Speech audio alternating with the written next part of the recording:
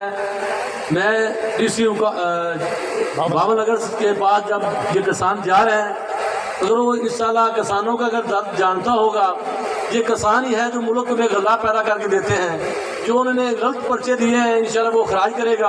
अगर नहीं करेगा हम इंशाल्लाह उनके दफ्तर के सामने भरपूर तरीके से एहतजाज करेंगे। जैसे हमारे चेयरमैन जनाब चौधरी खालिद सर का हुक्म होगा, वो कहेंगे इधर 10 दिन भी बैठना, हम बैठने को तैयार हैं। तैयार हो दोस्तों? इंशाल्लाह हम जब तक ये हमारे जो किसानों पर और आड़तियों पर FIR हुई है, जब तक ये खराज नहीं करेंगे हम इंशाल्लाह यहाँ पर जम के बैठेंगे। और जब तक ये पर्चे खारिज नहीं करेंगे यहाँ से नहीं जाएंगे। आप तैयार हो भाइयों?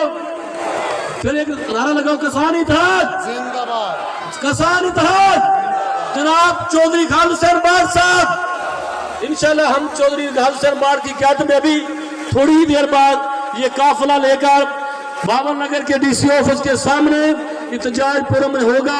हमारे पर्चे जब तक खराज नहीं होंगे हम यहाँ से नहीं जाएंगे। शुक्रिया दोस्तों।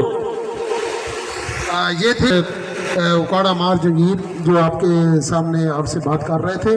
तो मैं तमाम किसानों को ये कहना चाहता